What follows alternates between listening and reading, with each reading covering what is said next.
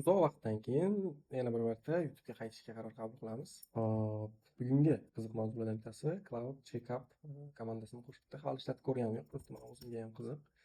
O'zi Cloud'ni terminaldan deyarli ishlatmayman. Flickr free birinchi bo'lib olsa endi bo'ladi. Endi zo'r. Or expand the results. Nima deyapti? Flickr free output now support. Click to move your cursor or expand results. Auto copies to your clipboard. Degan qiziq. Mana qilsam, сразу copy 10 characters. Сразу copy qilish uchun yaxshi variant ekan. For complex programming.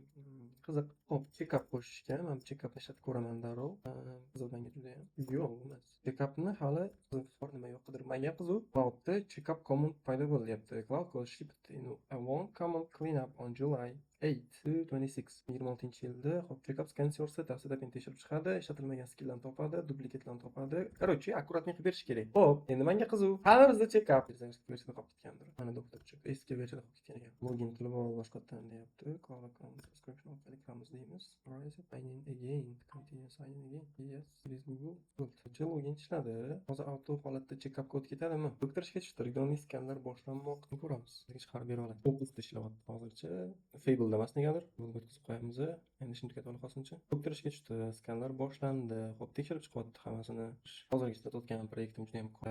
Ikkitadan ko'p page bo'lsa kerak va full holatda cloud orqali yaratilgan. Ko'plar aytadi albatta, AIda o'zi nimadir yaratgan holatda relizda ishlab tursa bo'ladimi deydi. Ishlab tursa bo'ladi, faqat ko'proq vaqtingiz ketadi doimgidan ko'ra. Hozir ham xuddi shunaqa holatda backendda, frontendda, undan tashqari shu tekshirish prosesini qilgan programmalarga o'zim va nimaga shaqilmagan hal etib ko'rgan yo'qman. Ularni yeyishdan yo'q o'tmayapti menimcha. O'zi ikki xil bor, bittasi super power edi, bittasi everything cloud code degani. Everything cloud code ham juda ham kuchli. Super powers bilan normalniy bir raqobat qila olardi o'zi aslida. Orada super powers ozgina kuchayib ketib qolganday bo'ldi. Everything cloud code bu cloud code'ni qanaqadir bir tadbir o'tkazdi. O'sha tadbirda shu bir bola Everything Cloud Code degan o'zining skillini chiqardi. Qaysi yaxshiroq degan savolga hali to'g'ri javobim yo'q. Asli install sog'lom, native, oxirgi versiya, kontekst shishgan. Har sessiyada 20 k token faqat memory fayllardan yuklanadi. Plus 5 ta ishlatilmagan duplikat plugin va 7 ta hech qachon chaqirilmagan MCP server bor. Bu akkurat qilib beraman. Permissionlaring shart emas deyapti. Ular nimalar desa, Figma, Gmail, Calendar, Drive, Hyperframe, Superbase, umuman ishlatmagansan deyapti. Expo MCP, umuman ishlatmagansan deyapti, lekin Expo deyapti. Qanday ishlatilmagan hayronman. Creator Cloud Plugins Official. Skill create qilishadi. Men skill create qilib ishlatmayman deyarli hammasini. Bizda tayyorlarni olishtirmayman. Swift LCP Cloud Plugins Official ho'kiga ham kerak emas. Taklif qilingan amal, eski install qoldig'i. Shunchaki chiqindi. Tozalash kerak. O'zim tanlayman. Ishni o'zim tanlayman, конечно. Qololib qolmaylik. Shuni install startdan bir soatga yaqin ketgan deyapti. Expo App Design Operating bular kerak bo'ladi. Ishlatilmagan. Har bitta skilllarni alohida ishlatmaslikka harakat qilardim. Asosiy cloudni o'ziga skilllarni manage qilishni qo'shgandim. Menimcha shu yaxshi ishlamagan katta ehtimol bor. Mana shu bizga kerak emas. Rostdan kerak emas. Lekin tejamas ekan, unda o'chirish ham kerak emas lekin. Eski install o'chirish. Homebrew npm cloud конечно. Oldin npm bilan install qilganman cloud kodni, keyin Homebrew ko'chirishgan, Homebrew bilan install qilgandim. Shu kelasa ozgina bir chalkashib qolardi. Shuni oqibatda mana buni o'zi ham topibdi. Ikki marta install qilgansan. Bittasi eski variant, bittasi yangi variant, bittasi shunchalik eskiki, cloudni version 1 ekan. Biz hozir shu version 2 damiz. 0 ishlatish duplikat, 0.9k token teja. Umuman kerak emas bunaqa tejovizga.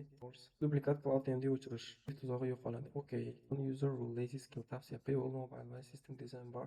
Tejaydi har loyihadan mazmun yo'qolmay chaqirilganda yuklanadi. Lazy skill almashtir deyapti. Okay, yaxshi variant. Root cloud md trim qilib. Repo struktura ls beradi. Global browser tayyorlangan 6.10.12 ta token kesilgan blok hisobotda saqlanadi. Okay, roziman. Server CI bilan ishlash, deploy skilllar, root cloud md, server muhiti, cloud skills, md faqat deploy paytida yuklanadi, roziman. Yaxshi variantlarni berdi, ancha tejasi bo'lar ekan. Endi men ko'p narsalarda paywall har xil skilllarim o'zim yaratgandim. Uni o'zim yaratgan. Yo'q, uni o'zim yaratmaganman. Uni cloudning o'zida skill create qilsa bo'ladi. Skill creator degan bor deb ishlatmagan ekansan-da. Men skill creator orqali skill create qilmasdim-da, ya'ni skill yaratadigan tool orqali qilmasdim-da, просто md fayl ochardim, ketma-ketliklarini yozardim. Shunda bir ikkita mana hozir paywalllarni ko'rsatdi. Paywall uchun skill qilganman, UI UX ni yaxshiroq ishlatish uchun skill qilganman. Ularni ham qayerdan olgansan desanglar, просто YouTube'ga kirardim. O'sha har xil yaxshi UI UX'chilarning kanallari bor. O'sha yerlardan o'zi umumiy qoida bilan YouTube'ga video qo'yadi. O'sha videosini kirardim, transkriptlarni olardim ichidan. Transkriptlarni olib, o'shandan skill yaratardim. Masalan, u haqida tavsiyalar beradi-ku, mana bu holatda ishlatish kerak, bu holatda bunaqa ishlatish kerak desa, o'sha aytganlardan kelib chiqib skill yaratib olardim. O'shani ishlab ketardim. Shuni skill create qiladigan tool ishlatmaganman. To'g'ridan to'g'ri MD'lar orqali ishlatganman. Bu ham qanaqa skill create qiladigan bo'lsa, o'zim bitta turib yozish ham ba'zi jalqali qiladi. Kim bo'li masalan, aytaylik, men bekkenchi bo'lsam UI UX haqida tushunmayman-da, o'tirib olib UI UX uchun skill yaratib o'tirishim bu ozgina mantiqsiz bo'ladi. Hammasini Varpni o'ziga ham ketdi. Oxirgi payt terminal orqali cloud kodni ishlatmay qo'ygandim. Cloud kodni asosan o'zini programmasi bor, o'sha orqali ishlatayotgandim. Kod yozish ham shu yerda ozgina qulayroq bo'lib qolgandi oxirgi paytda. Ancha yaxshi ishlayotgandi. Mana kod bo'limiga o'tiladi. Futbol yaratayotgandim oxirgi vaqtda. Plan deylik. Again, verify your device. Okay, sign in. This touch of instead of sign. Okay, skills. Pechatka orqali kirikingi safar osonroq bo'ldi. Men rozi, men doim rozi. Salom. Fable ga ishlayapti. Medium thinking ham ancha Fable uchun yaxshi ekan. Opusdan ko'ra, Opusda High'dan ko'ra Fable'da Medium'i yaxshiroq ishlayapti har holda. Hammasi yaxshi ishlab turibmiz bizga. Terminalga qaytamiz. Checkup uchun terminal kirdim. Chunki bu yerda checkup yo'q adashmasam. Yo'q, doktorda bor ekan. Обновление kelmagan paytda qilib ko'rganman men. O'zgartiramiz. Switch to Fable.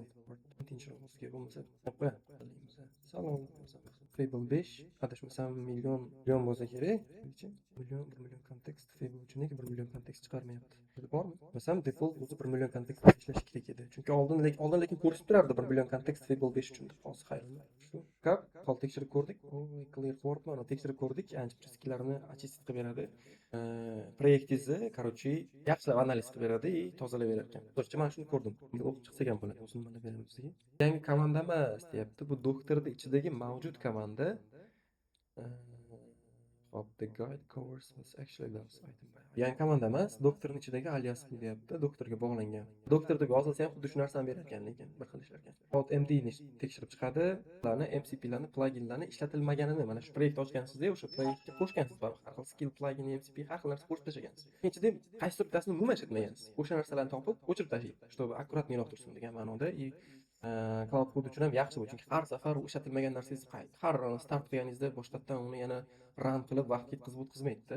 Slow hooklari bor deyapti, ularni ham tozalaydi. Kod versiyalarni chiroyli qilib qo'yadi, auto modni to'g'rilab qo'yadi. Okay. Tasdiqlaysiz, hech narsani o'zgartirmaymiz. Hozir просто ko'rsatib beramiz, rozi bo'lsang. Hozir ham ko'rsatdi. Shunaqa, qaysi birlarini to'g'rilaydi deb bitta belgilab chiqdik. Qilganlarni tozalab berdi. Boris Cherny bu brat o'zi turdagi xullas kodni yaratgan odam. Checkup'da nega ishlatishing kerak deyapti. Birinchi sabab shu, tozalash uchun ishlatilmagan skill, MCP, plugin va kontekstni deyapti. Local cloud MD'laringni tekshirib chiqish uchun diqqatni nimadir kerak narsa yozib qo'ymaganmisan degan ma'noda. Tasavvur qiling, bitta bir 500 qatorli cloud MD yozib qo'ygansiz. Bu ham jalqa, doim ham kerak bo'lmasligi mumkin va shu narsani bu bir nechta cloudlarga bo'lib chiqargan. Bir nechta MD cloud qoidalariga shu fayllarga bo'lib tashlaydi. Bu hooklarni o'chirib qo'yadi deyapti. Cloud kodingni eng oxirgi versiyaga o'tkazib qo'yadi. O'qiymizmi deyman. Enable automodni by default yoqib qo'yadi. Automod nima desa, har safar o'zgartirish kiritaymi desa, yes bosib o'tirilardi. Bu menga ham qiyin bo'lardi o'sha paytlar. Automod chiqdi, sal yengillashib qoldi. Ha, nimadir qiladi, shuni qilaymi deb savol beradi. Siz unga ishonib qo'ygansiz, davomini boshlab, mana qilib bosgansiz deya chiqib ketgansiz. Yoki boshqa narsalar bilan bandsiz. Qaytib kelsangiz, xo'p, mana shunaqa deyman, bunaqa narsalarni ko'rib chiqdim, men shu ishni boshlayveraymi deb sizdan so'rov kutib turgan bo'ladi. Xani bosishni kutib turgan bo'ladi. Va shu narsani xani o'zi avtomatik bosib qo'yadigan qilib qo'yishgan. Bir nechta, undan tashqari ham bir nechta yaxshi narsalarni yozib qo'yibdi. Hozircha shu videolarda ko'rishguncha